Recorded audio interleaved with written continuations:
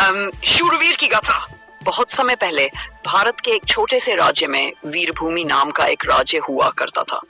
इस राज्य पर राजा पृथ्वीराज का शासन था। राजा न केवल वीर और न्यायप्रिय थे, बल्कि अपनी प्रजा से गहरी लगाव भी रखते थे। उनकी सेना में एक अद्भुत योद्धा था जिसका नाम था विक्रम।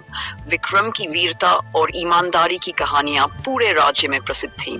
युद्ध का आह्वान एक दिन पड़ोसी राज्य के राजा जय सिंह ने वीरभूमि पर हमला करने की योजना बनाई। जय सिंह का स्वभाव क्रूर और लालची था। उसने एक संदेश भेजा जिसमें वीरभूमि को आत्मसमर्पण करने या युद्ध के लिए तैयार होने को कहा गया। राजा पृथ्वीराज ने अपने दरबार में मंत्रियों और सेनापतियों से विचार विमर्श किया। सभी ने एक ही स्वर में कहा, हम झुकेंगे नहीं, युद्ध करेंगे। इस युद्ध की कमान विक्रम को सौंपी गई। विक्रम ने अपनी तलवार उठाई और कहा, जब तक मेरा खून आखिरी बूंद तक बहेगा, मैं अपने राज्य की रक्षा करूंगा। युद्ध का मैदान युद्ध शुरू हुआ। वीरभूमि के योद्धा पूरी शक्ति से लड़ रहे थे, लेकिन जय सिंह की सेना अधिक बड़ी और संगठित थी। कई दिन और रात तक युद्ध चला।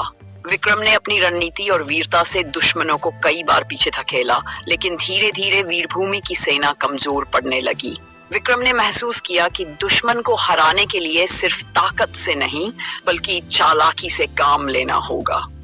उसने रात के समय अपनी छोटी सी टुकड़ी के साथ दुश्मन के शिविर पर हमला किया। उन्होंने जय सिंह की सेना के रसद और हथियारों के भंडार को नष्ट कर दिया।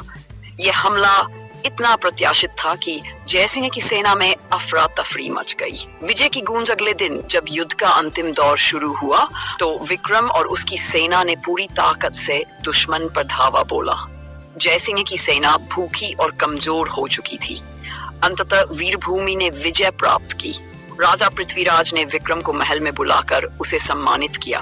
उन्होंने कहा, विक्रम, तुमने न केवल अपने राज्य की रक्षा की, बल्कि यह साबित किया कि सच्चा योद्धा सिर्फ अपनी तलवार से नहीं, बल्कि अपने दिमाग और साहस से युद्ध जीतता है। निष्कर्ष, विक्रम की वीरता की यह गाथा आने वाली पीढ़ियों के लिए प्रेरणा बन गई।